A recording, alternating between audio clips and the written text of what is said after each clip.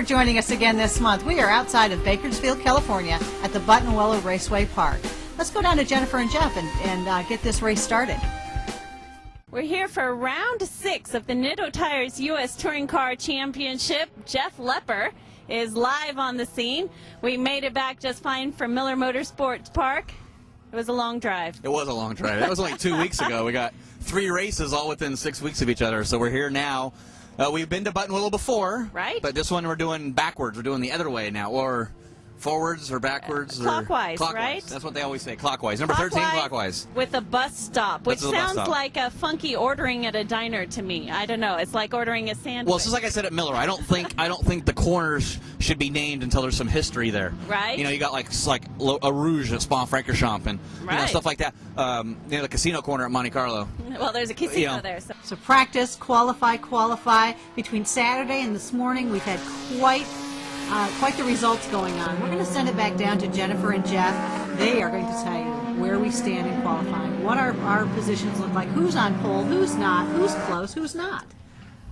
Jeff, you just finished telling me about the qualifying results, and I just cannot believe it. It's the closest we've ever had the results, ever. Closest in history of U.S. Touring Car. This is amazing. So this is the combined results of qualifying 1 and qualifying 2. Right after race number 2 this year, the race director made a rule that they were going to take the Saturday qualifying time and today's qualifying time, combine those 2 times together, and that would give whoever had the lowest time, that would set the grid.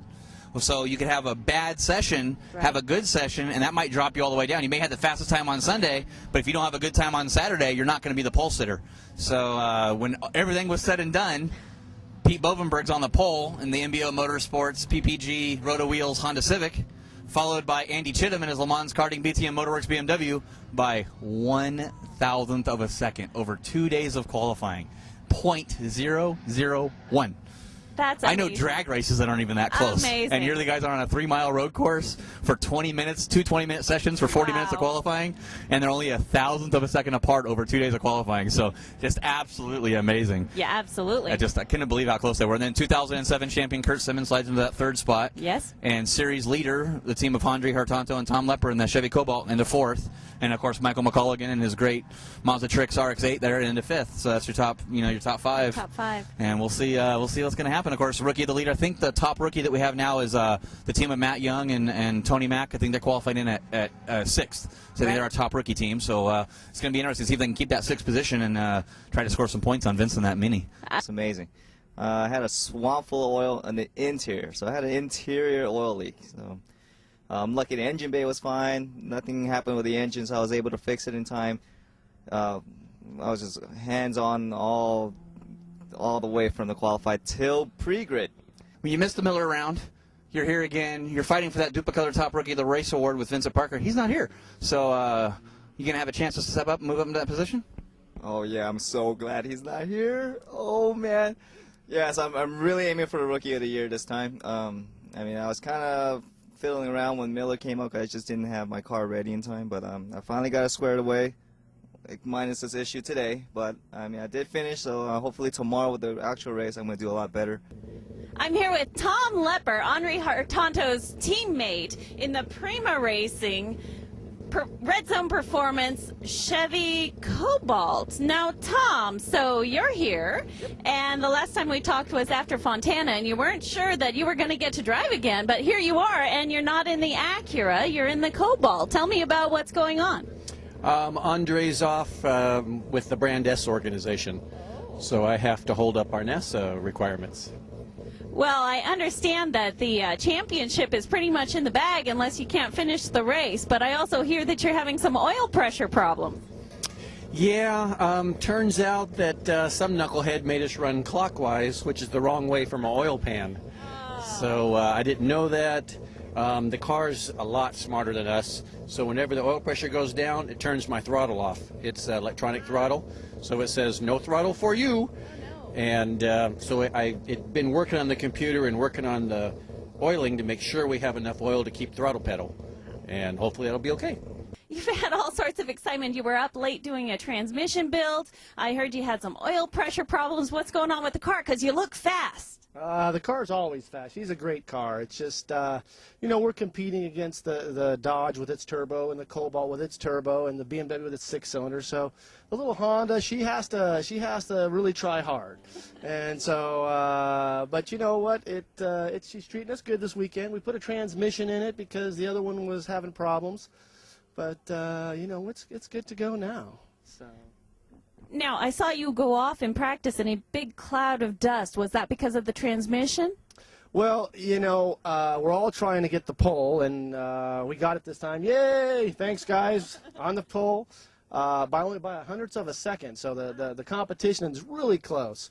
So when you have competition that's that close, you have to give it everything you have to get to that point. I think Andy's behind me just by 1/100th of a second. So, you know, there's not much there, and so you have to put it all on the table if you want to get it.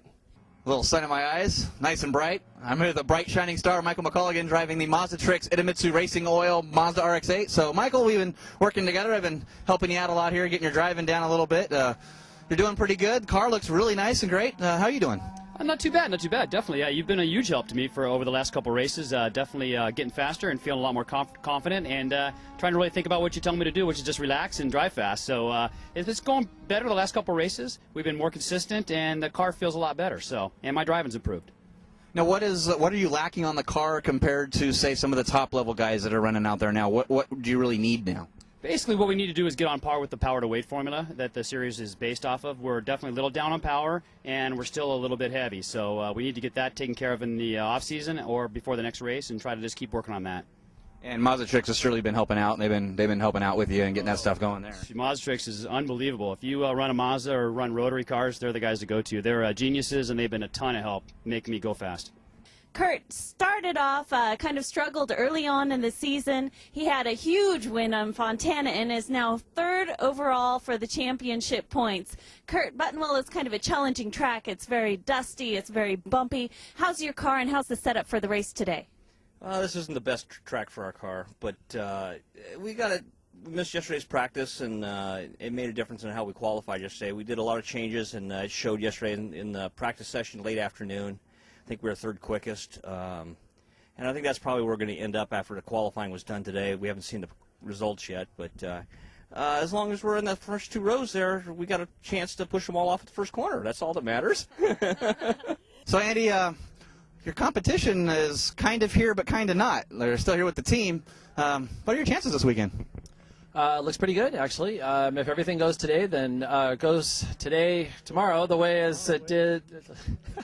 If everything goes tomorrow the way it did today, then I will be a very happy guy, definitely. And our team has been working for this really, really long and hard. So if we can pull out a top podium position, then we'll be extremely, extremely joyous. Okay, our cars are ready to go. Our Toyota Camry pace car is ready to lead them out. On pole, we have Pete Bovenberg in the MBO Racing Honda Civic with a very fast qualifying time, which, as they discussed, was only .001 seconds away from Andy Chittum's time. Who is right next to him? Andy Chittum in the BTM Motorworks BMW 328 Ti. On row 2 on the inside, we have Curt Simmons in the Stevens Creek Dodge SRT4. On the outside of row 2, we have Tom Lepper in the Cobalt California Chevy Cobalt SS. Then we have Michael McCulligan in the Mazda Trix and Mazda RX-8.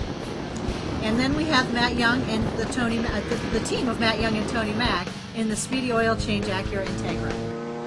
Okay, here's our start. Green flag. Here we go. Oh, look at that start.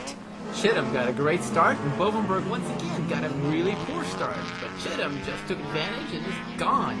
Now, Simmons... Right out there. Curt's getting that into the first turn there. Yeah, Simmons is trying to pass his own teammate, but on outside of row 1, and now Lepper is trying to get by, too. Boy, that start by Bovenberg was not too good. But Bovenberg's trying to make it back and try to go after Andy again. Here we go. Bovenberg in second with Simmons following in third. Boy, did you see how easily he passed Simmons? I wonder if there was some team thing going on there that led... We will never know. That just let you know. I've never seen somebody get by Curt that easily. But now we have Bovenberg run on the bumper of Andy, and then we have these two guys, Tom Lepper and Curt Simmons, together.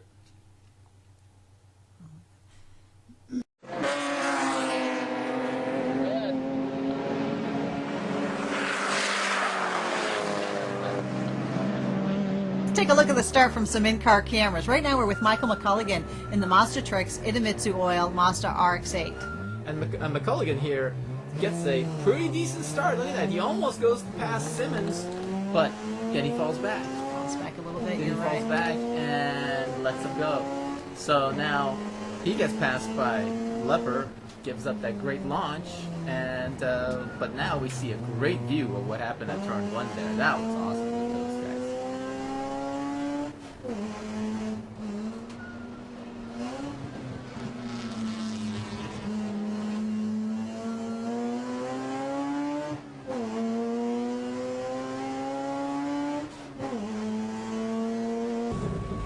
Let's take a look at this start from Curt Simmons' car. Well, Curt gets a great start off of his turbo Dodge, and actually gets by his teammate there in the red Honda Civic. That's Curt Bovenberg. You're right. He's certainly getting on in there. You can see Bovenberg's car in the rearview mirror a little bit, and I think it's a pretty tight turn through 1. But Curt does come out with the winner of that turn. He gets the edge in turn 1, but then I think he goes a little bit too deep in turn 2 here. On the exit here. He gets, and that's enough for Bovenberg to stick his nose in and makes the move right by. But that was a good move by both of them.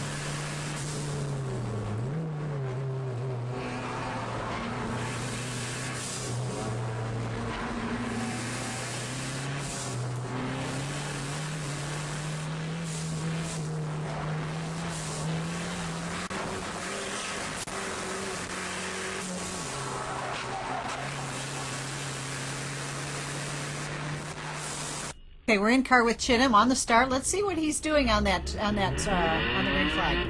Well, you know, it doesn't look like Andy got a fantastic start either, but he just did better than everybody else. I don't think anybody got a fantastic start, but some just did really poorly.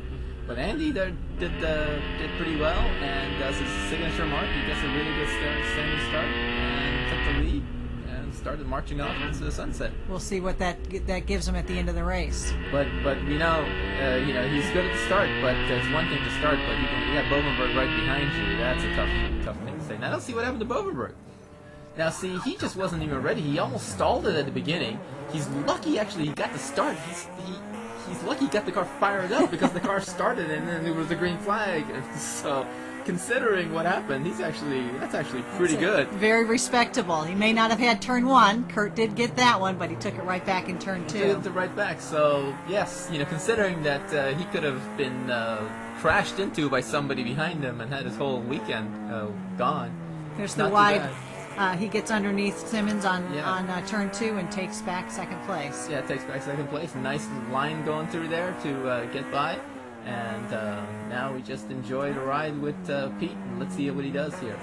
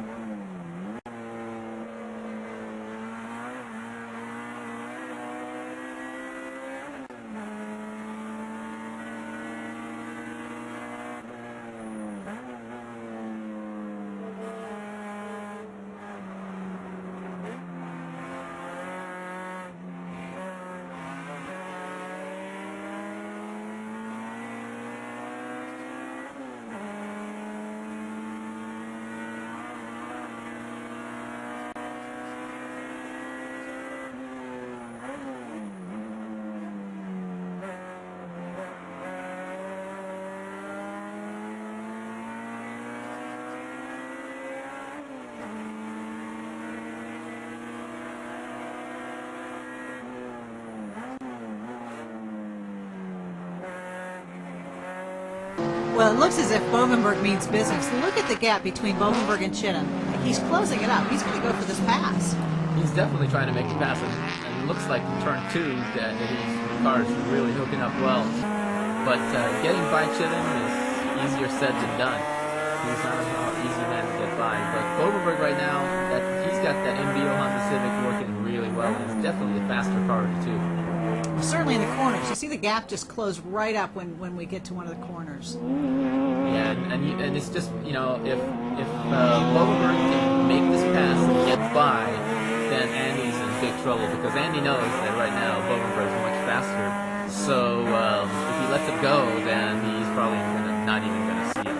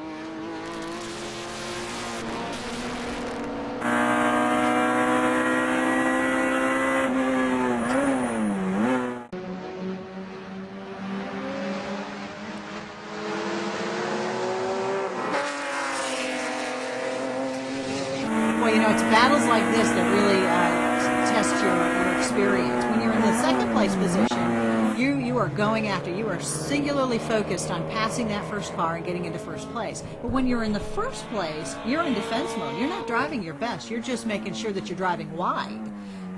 Well, yeah, and actually, what you're doing is you're spending a lot of times. You might spend too much time looking at your rear mirrors, and which doesn't mean you're faster lap times. But these guys are going at it right now. Again, Bovenberg tries that turn 2 move to make the pass on Andy, and Andy just shuts the door and doesn't let him go. But it's moves like this that just... Well, it's moves like this, lap after lap after lap, that you really need to condition for. Right. And that's where the experience and the understanding come from a driver's standpoint. Yeah, but these guys are just driving hard, together right now.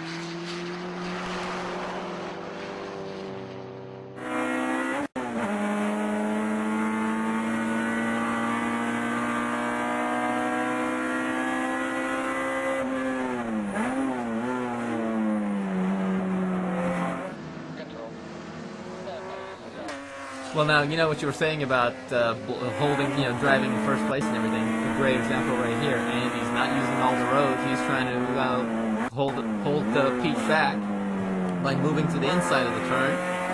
And Pete does the crossover. Does the crossover, but now he's on the wrong side of the track because the next turn is a right-hand turn. So he's also trying to do the same thing, but now he's on the wrong thing. He can't put the power down. But boy, these guys are close. But if you recall, these guys were only a thousandth of a second apart in qualifying. Well, so you can see that here. Look at this, side by side going into the turn. Now Andy, once again, on the inside line to make sure Pete does not get underneath him.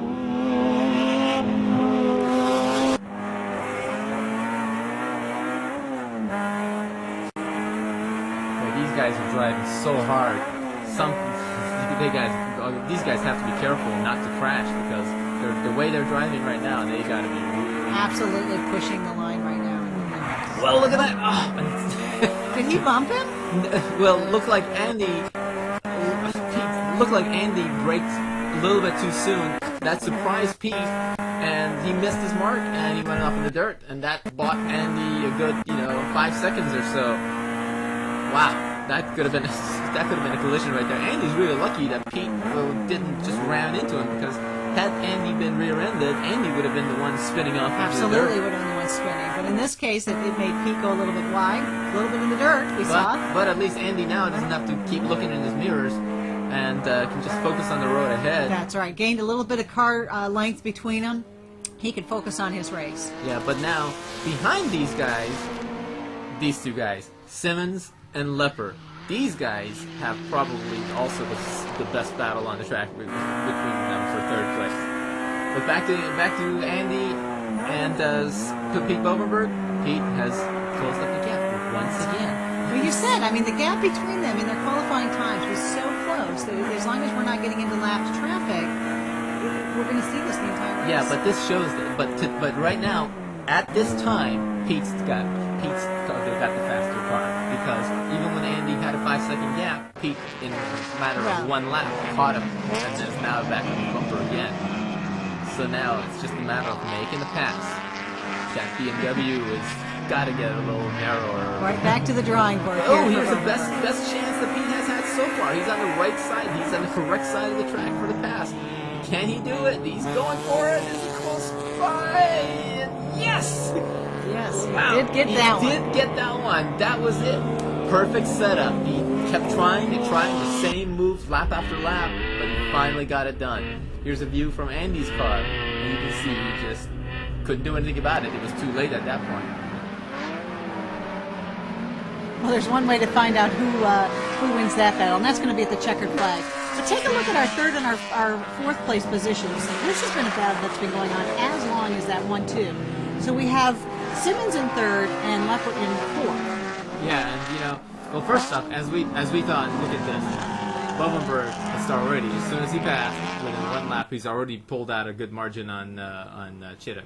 So that's one thing. But yes, you're right. Now the biggest battle has shifted. The best battle on the track right now is for third place between Lepper and Simmons. Simmons has third place, and Lepper wants it, but and he's wanted it since lap 1. It has been a continuous fight for those the two. guys have been going on and on since lap 1, and but like Lepper just can't seem to get it by. There's a lot of times he's stuck his nose underneath Simmons, but just couldn't get it by. And but that's just how it goes. We have to just see. Here we go again. Close. Not quite. Not So quite. he can't quite get under him. Yeah. Simmons is protecting his line. He's making sure that he's in the right position for every one of those turn-ins, every one of those corners. Now here comes the checkered flag. Bovenberg winning in the Honda Civic. His first win in that car in, I believe, at least 3-4 Look, years. did you see this? And Wow. there you go. These guys are just fighting pushing for it the checkered flag. to the end. Amazing race. Good job for all of our drivers.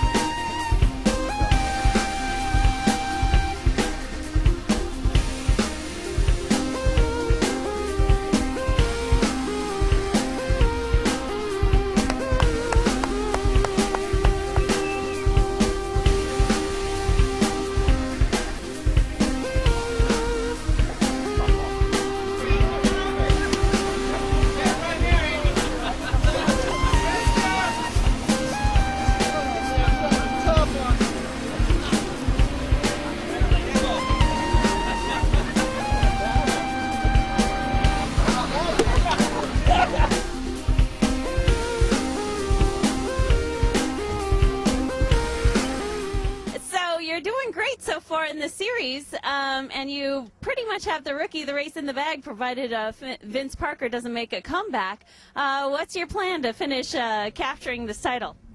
First of all, I want to thank Vince for not being here today. Still trying to get up there, learning from everyone.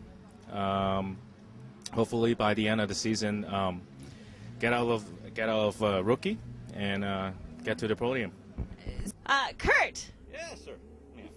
Third place. How do you feel? Well, for this track, this is good for this car. We had to work really hard to keep in front of Tommy and the Cobalt. Dodge did a good job today. Pretty happy with the return results. It's probably the best it's done here at this track. This car doesn't like this track, and it was a matter of being smart and just keeping the Cobalt behind me.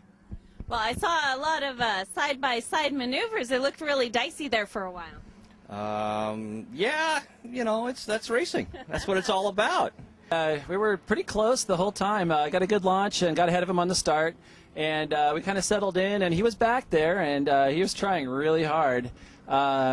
There was just a couple places. There's 2 turns where his car was a little bit faster, and then the rest of the track I think I could keep up, except for one place where I was a little bit faster, and it was those 2 turns where I think we came in there side by side and just got so all out of sorts that I'm not even sure where everybody ended up.